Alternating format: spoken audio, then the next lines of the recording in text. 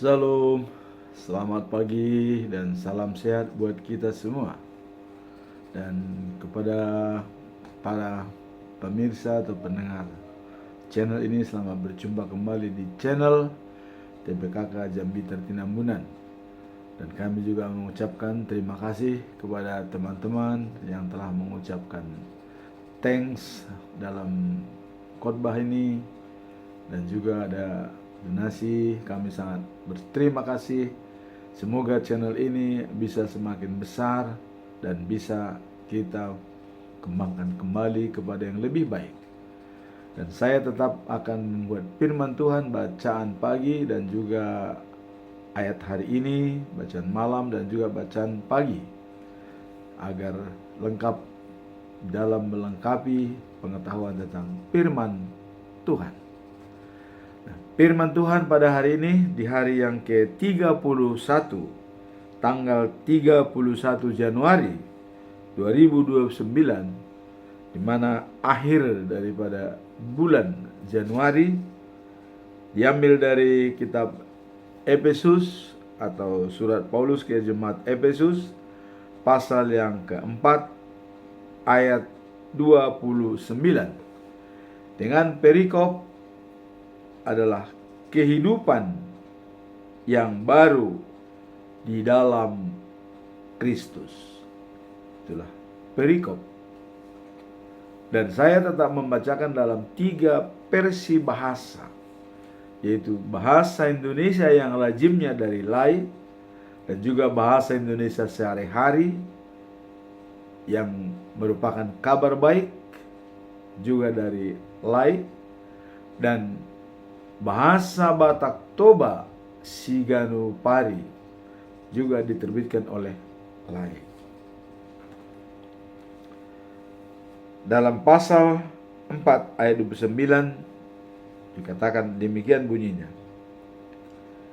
"Janganlah ada perkataan kotor keluar dari mulutmu, tetapi pakailah perkataan yang baik untuk membangun, di mana perlu, supaya mereka yang mendengarnya beroleh kasih karunia." Itulah yang di dalam bahasa Indonesia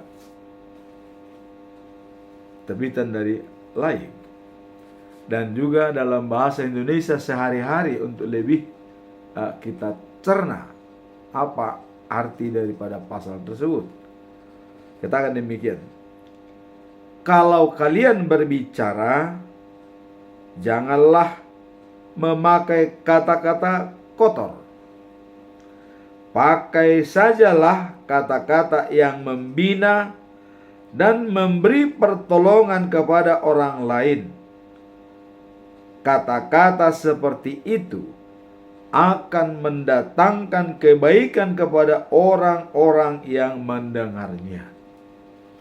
Kemudian dalam bahasa Batak Toba Siganupari didok songonon: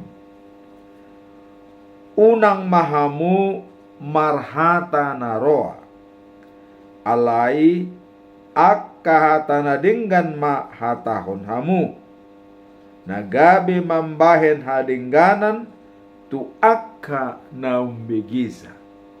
Itulah firman Tuhan hari ini. Sekarang kita masuk dalam bacaan pagi, diambil dari kitab Yosua pasal 21 ayat 1 sampai dengan 45.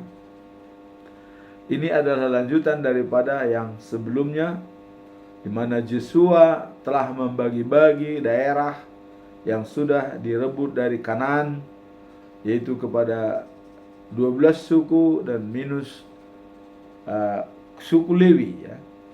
Dan kita lihat suku-suku yang dibagikan itu sudah hampir seluruhnya, bermasuk dengan sebelumnya. Nah, sekarang kota-kota suku Lewi, ya, yaitu kaum Kehat, kaum Gerson, dan Merari. Kita tahu bahwa Lewi punya anak 3 orang, yaitu Gerson, Kohat, dan Merari. Keturunan mereka lah sebagai imam atau petugas dalam bait suci yang tidak kebagian tanah yang dibagikan secara khusus menurut undian oleh Joshua. Dalam perikop ini mereka mendapatkan tanah ya dari wilayah Yehuda seperti Simeon dan Benyamin. Dan keluarga ini untuk kaum Kohat dia menerima 13 kota dari suku Yehuda dan Simeon. Kemudian keluarga Merari mendapatkan 10 kota dari suku Efraim. Kemudian untuk Gerson ya,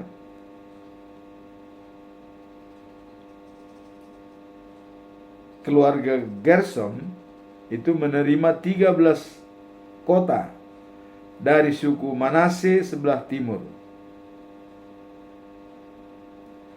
Nah, kemudian keluarga Merari diberi 12 kota dari suku Zebulon. Jadi tadi dari kaum Simeon dan Efraim itu adalah keluarga Kohat ya. Dan menerima 13 kota dan juga 10 kota dari Simeon dan Efraim. Sehingga tanah atau kota yang diberikan kepada mereka dan juga berikut tanah-tanah padangnya di sekitarnya itu berjumlah 48 kota untuk orang-orang Lewi.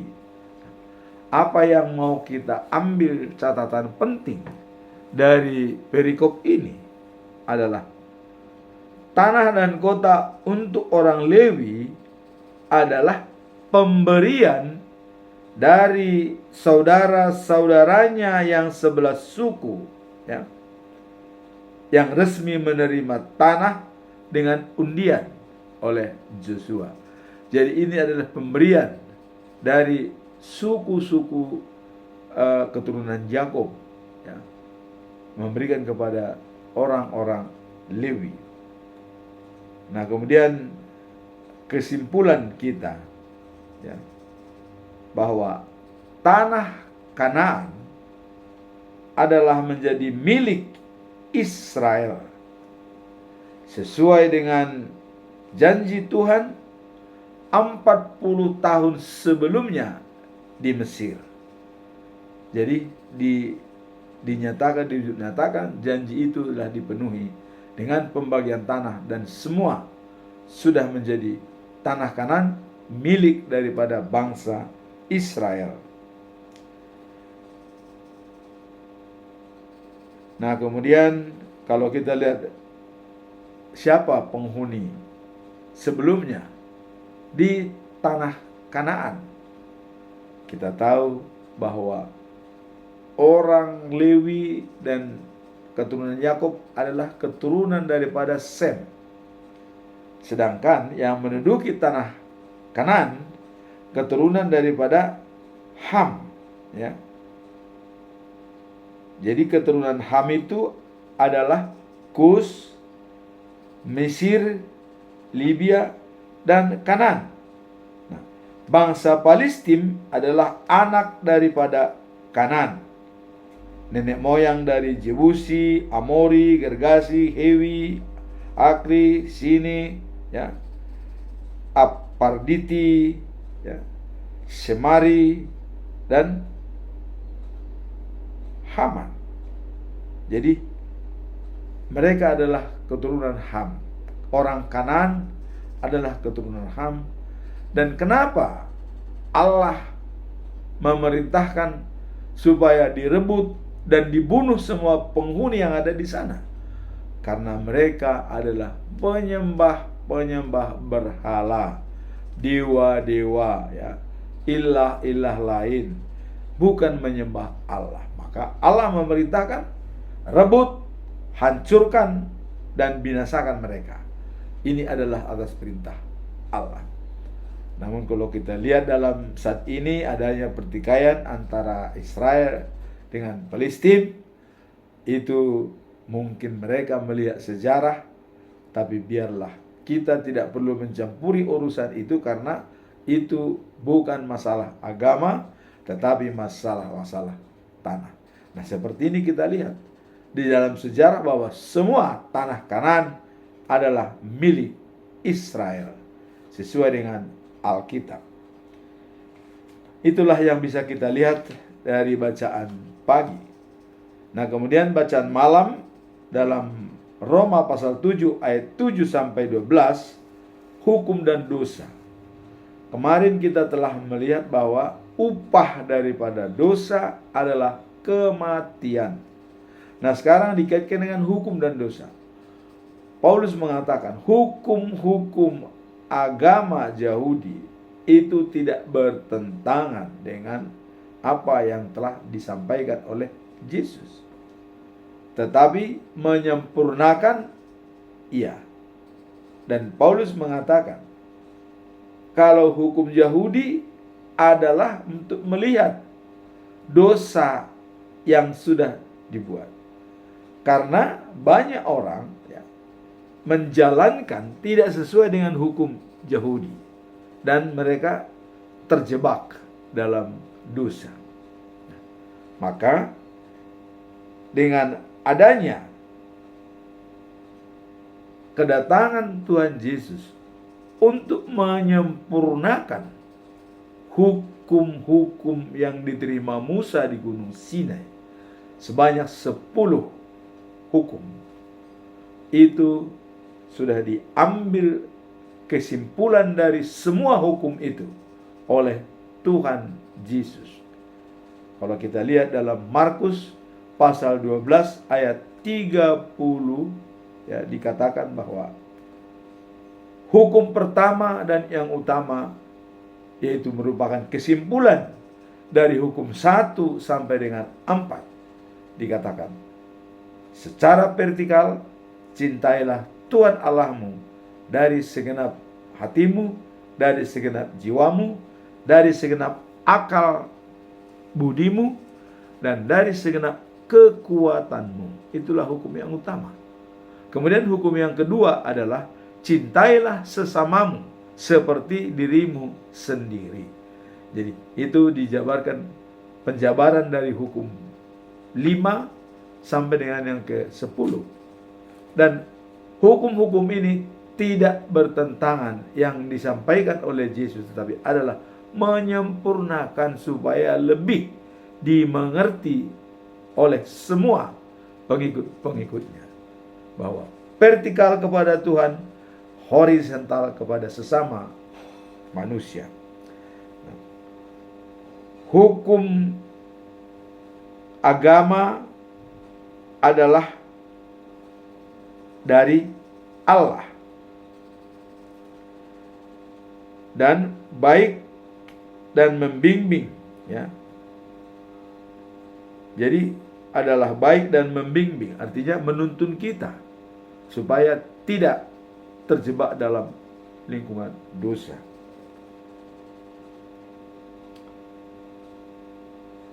Dan yang mendatangkan kematian dan yang melanggar hukum agama.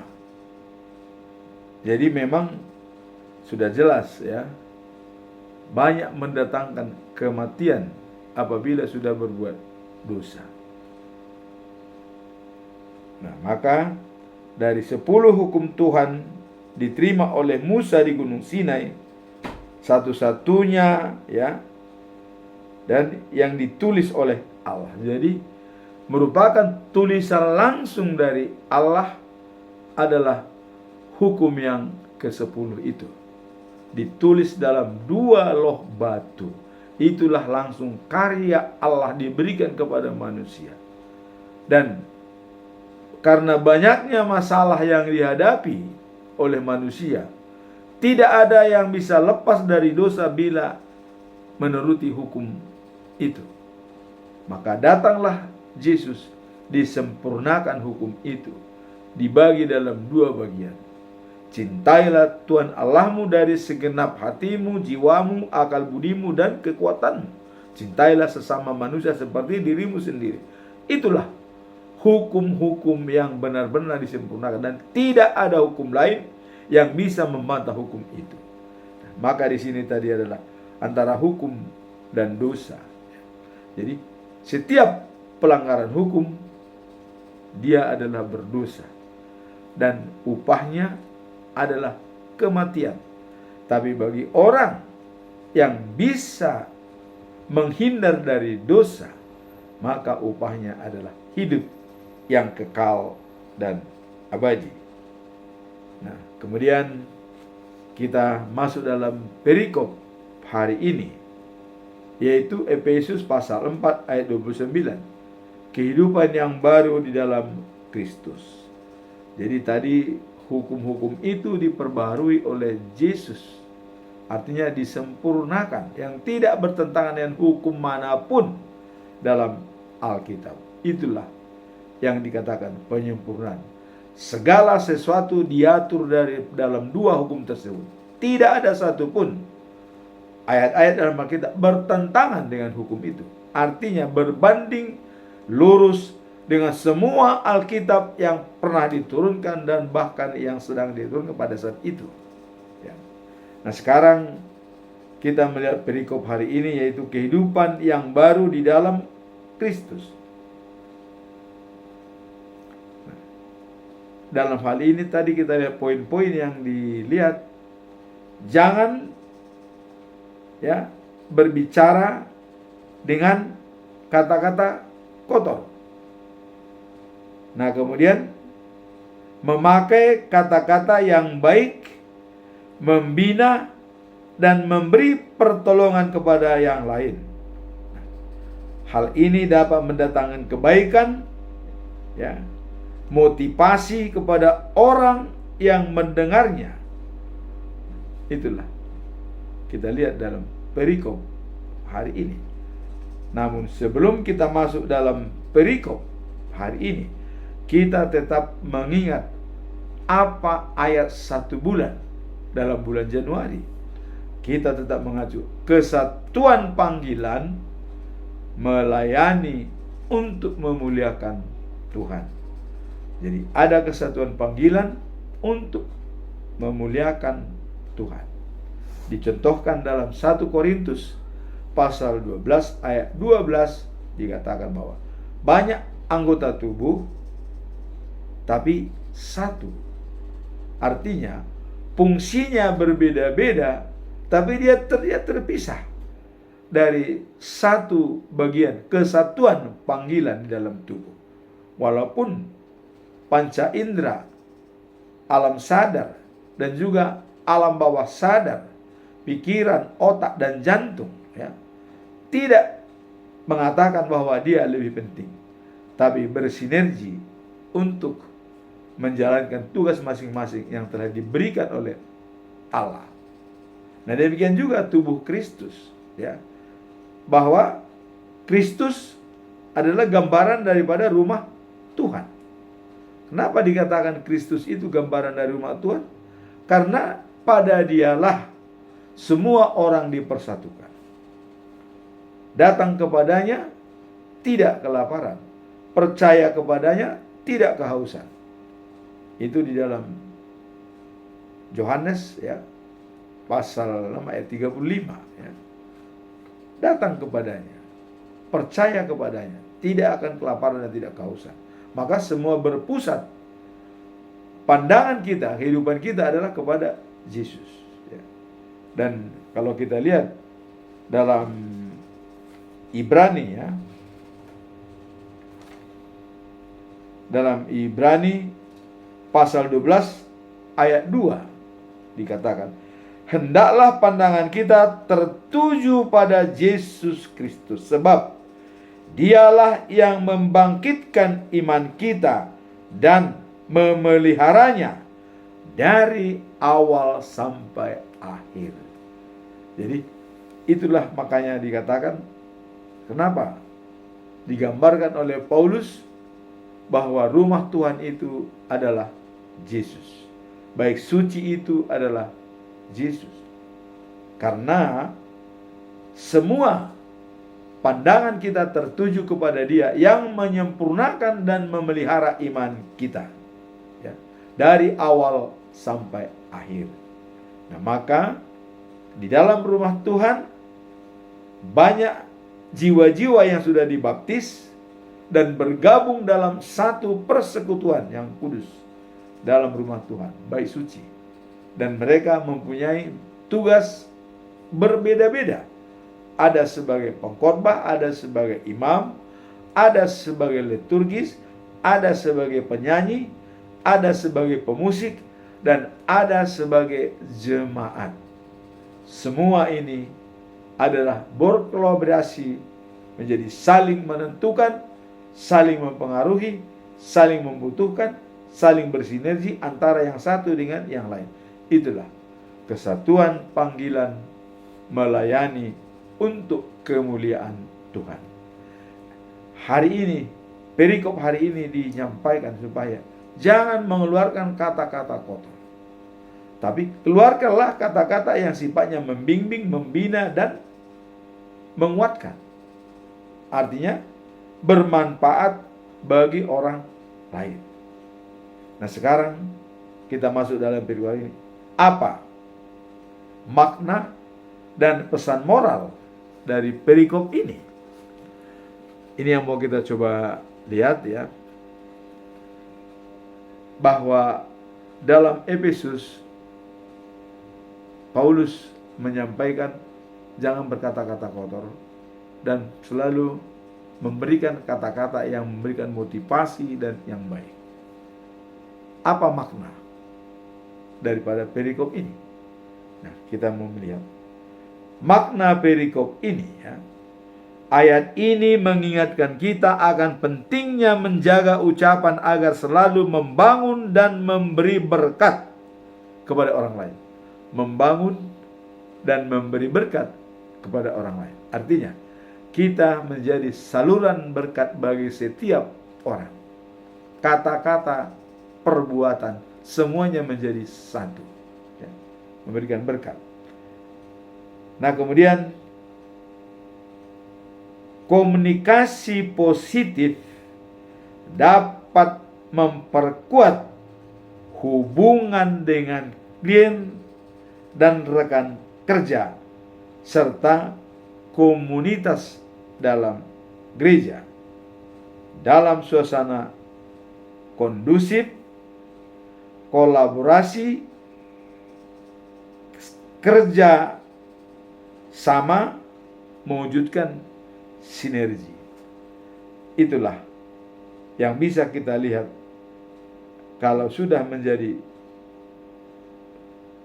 saluran berkat dan menyampaikan kata-kata yang baik. Artinya, komunikasi positif dapat memperkuat hubungan dengan siapapun. Apabila kita berbicara dengan baik, orang pasti mendengar. Nah, maka ada pesan.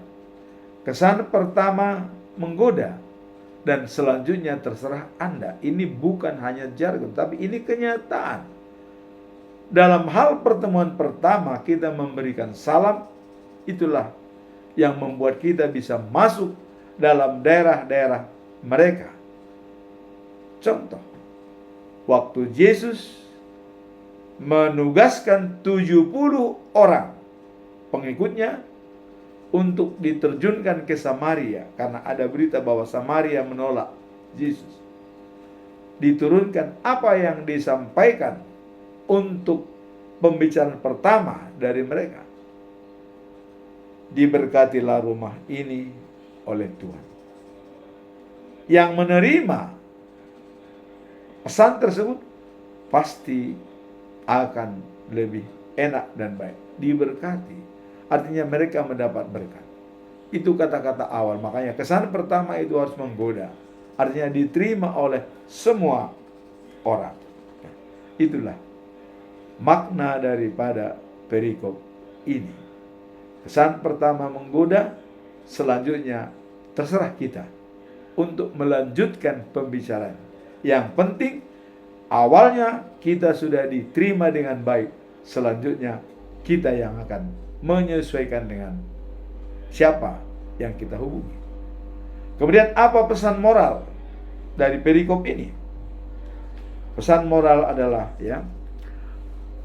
perkataan yang bijaksana dan membangun tidak hanya menciptakan suasana harmonis.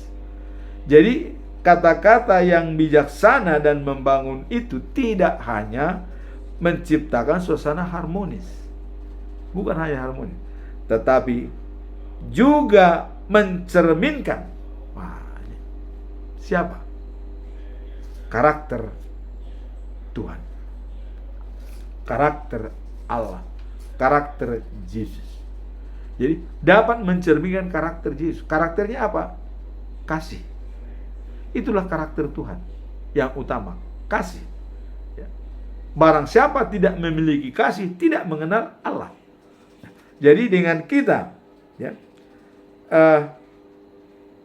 bijaksana dan membangun, itu di samping membuat suasana harmonis, juga mencerminkan karakter Allah.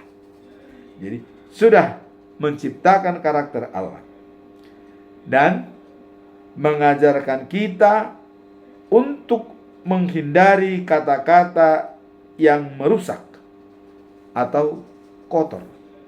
Sebab setiap kata memiliki kekuatan yang dapat mempengaruhi orang lain berpikir positif dan negatif. Jadi dikatakan di sini adalah setiap kata memiliki kekuatan yang dapat mempengaruhi orang lain. Apakah dia bersifat positif atau negatif. Maka dalam falsafah orang Batak ada mengatakan bahwa katanya manusia itu ada dua sepuhannya. Ada sepuh bunga, ada sepuh mahkota tai.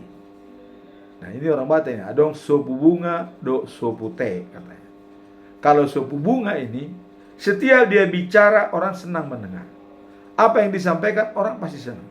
Tapi ada sopu yang kurang baik, yaitu sopu teh itu. Setiap dia bicara dibenci orang. Apapun katanya selalu dibenci orang. Disinilah perlu melihat dan mempelajari karakter Tuhan. Baik sopu bunga maupun sopu teh. Jadi belajar untuk merubah merubah kerangka berpikir, merubah paradigma. Karena apa yang kita lakukan berulang-ulang itu adalah merupakan kekuatan kita. Aristoteles itu mengatakan perbuatan kita bukan kekuatan kita. Kalau kita sudah berbuat sekali itu bukan kekuatan kita. Tapi apa yang kita lakukan berulang-ulang itulah kekuatan kita. Seperti baca firman setiap pagi, mengolahnya, itu menjadi kekuatan kita. Dan itu akan menjadi dipelihara oleh hati dan jiwa kita. Karena dalam kita Roma 12 ayat 2, jangan serupa dengan dunia, tapi berubahlah dengan dikehendaki oleh Tuhan Allah akal budimu sesuai dengan kehendak Allah. Karena dengan perubahan itu engkau akan mengetahui apa yang baik dan yang menyenangkan hati Allah, sehingga bisa menjadi sempurna. Jadi untuk menjaga kata-kata kotor tadi adalah kita ditekankan untuk belajar firman Tuhan. Karena di sana dikatakan sempurna dan karakter Tuhan kita lihat secara jelas dan mendalam. Jadi pesan moralnya itu adalah merupakan perkataan yang bijaksana dan membangun, tidak hanya menciptakan suasana harmonis, tapi juga karakter Tuhan sudah kita jalankan. Itulah pesan moral dari perikop ini. membangun, bijaksana, mencerminkan suasana harmonis, dan juga mewujudkan karakter daripada Tuhan. Sekarang kita masuk dalam kesimpulan atau conclusion. Apa kira-kira kesimpulan kita dalam perikop ini? Saya tetap mengatakan ada 3 pertanyaan yang harus kita jawab, yang harus kita pecahkan. Pertanyaan pertama, apa dampak dari kata-kata positif dalam kehidupan sehari-hari, dan bagaimana hal ini dapat mengubah lingkungan sekitar? Jadi dengan kata-kata positif, apa dampaknya dalam kehidupan sehari-hari, dan bagaimana bisa merubah lingkungan sekitar? Mari kita lihat. Kata-kata positif memiliki kekuatan yang besar dalam kehidupan sehari-hari, terutama dalam konteks iman Kristen. Jadi kata-kata positif itu adalah dalam konteks iman Kristen, dia sangat mempengaruhi dalam kehidupan sehari-hari. Melalui ucapan yang membangun dan meneguhkan, kita dapat menciptakan atmosfer yang positif dan mendukung orang-orang lain di sekitar kita. Jadi dengan kata-kata positif itu bisa menciptakan atmosfer yang baik, suasana yang baik di lingkungan kita. Seperti tertulis dalam Amsal pasal 18 ayat 14. Apa dikatakan dalam Amsal 18 ayat 21? Kematian dan kehidupan dikuasai oleh lidah. Siapa yang suka mengenakannya dengan memakan buahnya. Jadi siapa yang mengenakannya atau suka menggunakannya, mereka akan makan buahnya. Jadi Amsal 18 ayat 21, kematian dan kehidupan dikuasai oleh lidah. Lidah bisa membuat orang menjadi mati atau hidup. Siapa yang suka menggunakannya akan memakan buahnya. Jadi lidah itu bisa menciptakan kehidupan dan kematian. Siapa yang menggunakannya akan memakan buahnya. Apa maksud daripada ayat ini? Ayat ini mengingatkan kita bahwa kata-kata yang diucapkan memiliki kuasa yang besar, baik dalam memberi kehidupan atau positif, atau kematian atau negatif. Itulah arti daripada ayat Amsal pasal 18 ayat 21. Bahwa ayat ini mengingatkan kita bahwa kata-kata yang kita ucapkan memiliki kuasa yang besar. Dia punya kuasa yang besar, baik dalam memberi kehidupan, juga dalam memberi kematian, positif dan negatif. Kata-kata positif tidak hanya mengubah sikap dan suasana hati seseorang. Jadi tidak hanya mengubah sikap dan suasana hati seseorang, kata-kata positif. tetapi juga menciptakan lingkungan yang lebih mendukung dan penuh harapan. Jadi ada di sana mendukung, lingkungan yang mendukung dan juga harapan. Jadi kata-kata positif itu tidak hanya menciptakan atau memiliki kuasa yang besar, tidak hanya menciptakan suasana hati seseorang, mengubah sikap. Jadi bisa mengubah sikap dia dan perilaku dia dan hatinya. Tetapi juga bisa menciptakan lingkungan yang lebih mendukung dan penuh harapan. Ada harapan di sana dengan adanya kata-kata positif yang kita berikan, sehingga orang sangat-sangat antusias untuk mendengarnya, karena hal-hal tersebut akan masuk dalam alam bawah sadar, diolah dan bisa menjadi output yang baik dalam lingkungan. Ketika kita bicara bijak dan penuh kasih, kita melihat dampaknya positif dalam komunitas kita.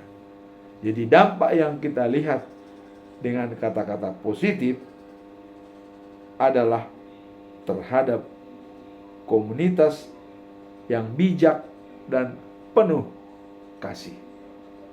Itulah pertanyaan pertama, dampak dari kata-kata positif. Membangun, membuat lingkungan yang harmonis, dan juga kita menjalankan karakter Tuhan. Pertanyaan yang kedua, bagaimana cara seseorang dapat melatih diri untuk selalu mengucapkan kata-kata yang membangun? Nah, ini yang perlu kita memahaminya. Melatih diri untuk mengucapkan kata-kata yang membangun. Bagaimana caranya? Dalam menjalani kehidupan sebagai seorang yang berjiwa membangun, ya, setiap individu perlu melatih cara berbicaranya yang positif dan konstruktif. Jadi cara berbicara positif dan konstruktif itu perlu dilatih. Bagaimana caranya? Mengucapkan kata-kata membangun, menciptakan suasana yang sehat dan harmonis, baik dalam kehidupan pribadi maupun dalam interaksi sosial. Jadi dikatakan membangun dan menciptakan suasana yang sehat dan harmonis, baik dalam kehidupan pribadi maupun dalam lingkungan atau interaksi sosial.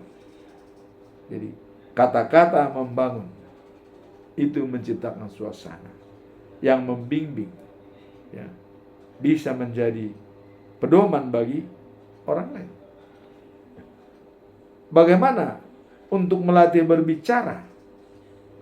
Kita lihat dalam Matius 12 ayat 34, ya. Tidak mungkin orang jahat berbuat baik. Pasti orang jahat mengeluarkan kata-kata yang jelek dan juga jahat. Dalam Matius 12 ayat 34 dikatakan, apa yang diucapkan dari mulut, itulah yang melimpah dalam hati. Jadi yang kita keluarkan dengan mulut kita, itu jelas merupakan suara hati. Maka ada orang berbeda dengan suara hati, berbeda dengan apa yang dikatakan. Nah, itulah dikatakan yang tidak punya integritas. Kalau orang yang punya integritas, sesuai kata dan perbuatan, apa yang dari dalam hati itu diucapkan di mulut. Tapi kalau ada orang melawan kata hati mengatakan tidak, tapi mulut mengatakan iya, ini adalah terjadi pecah psikologi pada orang tersebut. Artinya tidak berbanding lurus antara hati dan mulut. Nah, di sini dipertanyakan jiwa yang pecah psikologi, pada umumnya orang yang bisa stres atau bisa dipengaruhi oleh lingkungan atau dalam keadaan sangat menekan, ya. Dia bisa berkata bohong, tidak sesuai dengan hati nurani. Itu dalam situasi yang stres. Di sini dikatakan tadi, apa yang diucapkan dari mulut, itulah yang melimpah dalam hati.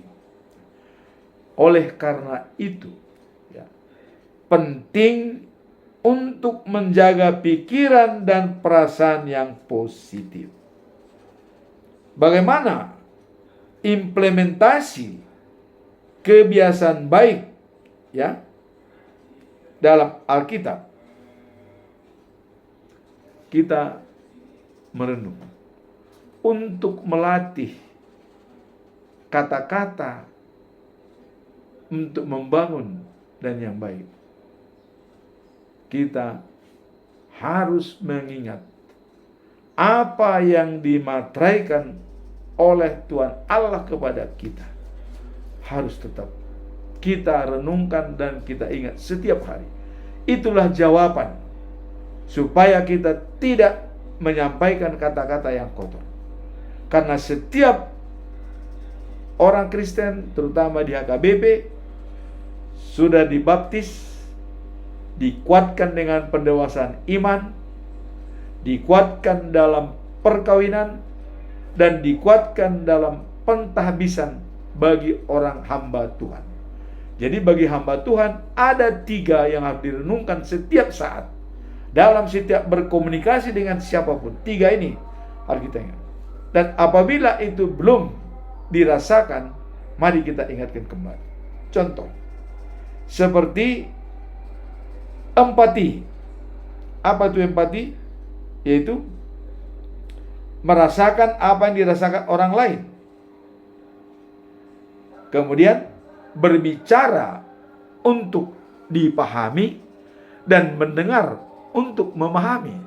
Ini yang perlu kita lihat. Berbicara untuk dipahami dan mendengar untuk memahami.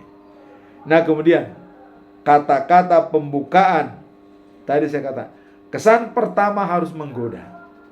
Bagaimana supaya kesan pertama itu menggoda? Ya. Kita harus masuk dalam daerah-daerah kebersamaan dengan lawan bicara kita. Ya. Contoh, seseorang hobi pemain bola, tapi kita bicarakan dengan dia pada awal pembukaan mengenai catur, tidak nyambung. Tapi kalau kita membuka pembicaraan dengan mengatakan, wah, itu Pele berapa kali menciptakan gol, pasti nyambung. Sehingga kita berbicara bebas. Itulah melatih untuk bisa berbicara dengan orang supaya kesan pertama itu menggoda. Selanjutnya bisa kita jalankan. Nah, kemudian dalam pasal 16, ya, Amsal 16 ayat 24 dikatakan begini. Kata-kata yang baik adalah seperti sarapan madu, manis bagi jiwa dan obat bagi tulang. Nah, ayat ini mengingatkan kita tentang kekuatan kata-kata yang digunakan dalam interaksi sehari-hari. Kata-kata positif tidak hanya memberikan dampak yang baik bagi orang lain, tetapi juga membawa kebaikan bagi diri sendiri, ya, yang diolah oleh alam bawah sadar untuk menciptakan suasana hati yang lebih baik. Jadi ini juga berfungsi bagi kita, dikelola oleh alam bawah sadar kita, sehingga kita bisa menjadi lebih baik di dalam pandangan orang lain. Kalau alam bawah sadar inputnya itu masuk positif, maka keluarnya pun itu pasti positif. Jadi sekarang dalam mengeluarkan kata-kata itu adalah apa yang kita berikan dalam alam bawah sadar itu akan direspon untuk keluar menjadi output. Tapi kalau kita masuk dalam alam bawah sadar kita hal-hal yang tidak baik dan kotor, itu akan diolah juga mengeluarkan kata-kata yang tidak baik. Nah, tadi dikatakan bahwa apa yang keluar dari mulut adalah gambaran daripada hati kita. Itulah yang bisa kita lihat dalam masalah ini. Nah, kemudian pertanyaan ketiga. Nah, ini dalam situasi sulit, bagaimana cara menjaga kata-kata agar tetap positif dan konstruktif? Dalam situasi sulit, menjaga kata-kata agar tetap positif dan konstruktif sangatlah penting. Ini yang harus kita pahami lebih dalam. Sebagai orang percaya, kita diajarkan untuk selalu melatih pikiran dan perkataan kita agar selaras dengan firman Tuhan yang menyerukan pengharapan dan kasih dalam setiap keadaan. Ini yang perlu kita latih, ya, supaya selaras dengan firman Tuhan. Nah, dalam Mazmur pasal 19 ayat 14 dikatakan, biarlah kata-kata mulutku dan renungan hatiku berkenan di hadapan-Mu ya Tuhan, gunung batuku dan penyelamatku. Jadi biarlah kata-kata mulutku dan renungan hatiku, ya, berkenaan di hadapan-Mu ya Tuhan, sebagai gunung batuku dan penyelamatku. Nah, ayat ini mengingatkan kita akan pentingnya menjaga ucapan dan pikiran kita. Jadi semuanya dimulai dari pikiran, kemudian diucapkan oleh mulut kita. Dan pikiran itu adalah mulai direnungkan oleh hati kita. Pikiran hati sehingga bisa sampai kepada ucapan kita. Kemudian dalam situasi sulit adalah sebuah tantangan untuk berbicara dengan penuh kasih dan pengharapan. Nah, tetapi dengan merenungkan firman Tuhan, kita dapat menemukan kekuatan untuk memperkatakan hal-hal yang positif dan konstruktif, sehingga sangat memberikan dampak baik bagi diri sendiri dan di sekitar kita. Jadi bisa berdampak baik terutama pada diri kita dan juga di sekitar kita, sebagai pedoman kita untuk setiap berbicara akan beraksi dengan apa yang mau kita sampaikan, ya. Nah, kemudian ada juga pentingnya kita menghafal ayat-ayat Alkitab sebagai pegangan kita. Dalam setiap kita menyampaikan sesuatu, kita ingat kata-kata Alkitab yang dimateraikan pada kita. Nah, jadi apa yang telah dimateraikan oleh Tuhan kepada kita? Nah, disinilah saya katakan, bagi kita yang sudah dibaptis dan juga mendapat pendewasaan iman dan juga melangsungkan perkawinan dan juga pada saat ditahbiskan sebagai anggota jemaat, anggota hamba Tuhan atau pendeta atau penatua, itu ada kata-kata dalam Alkitab yang menyumpahkan pegangan kita. Ya. Nah, seperti contoh saya akan sampaikan. Pada saat waktu sidi, ya, itu ada ayat tertentu. Contoh misalnya dalam Yesaya pasal 48 ayat 17b. Itu dikatakan sebagai berikut. Kata Allah Kudus Israel, penyelamatmu. Jadi ini dikatakan oleh Allah sendiri sebagai Kudus Israel dan penyelamat bangsa itu. Dikatakan sebagai berikut. Akulah Tuhan Allahmu yang mengajar engkau apa yang berguna bagimu dan membimbing engkau di jalan yang harus kau tempuh. Jadi jelas, akulah Tuhan Allahmu, mengajarkan yang terbaik bagimu dan membimbing engkau di jalan yang engkau tempuh. Artinya, kalau ini sudah kita ingat, kita mulai juga untuk menyampaikan sesuatu dengan hati-hati.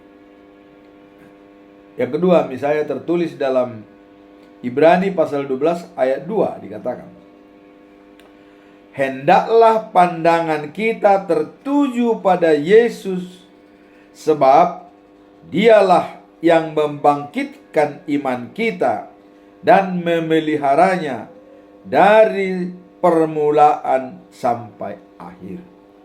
Jadi karena Yesus, ya, yang membangkitkan dan memelihara iman kita dari awal sampai akhir, maka kita wajib mengikuti karakter Yesus, yaitu kasih. Nah, kalau kita sudah ingat karakter Yesus, maka setiap kita berbicara, ingat karakter Yesus adalah kasih. Kita mengedepankan kasih sebagai pedoman kita dalam berbicara dengan orang lain, siapapun.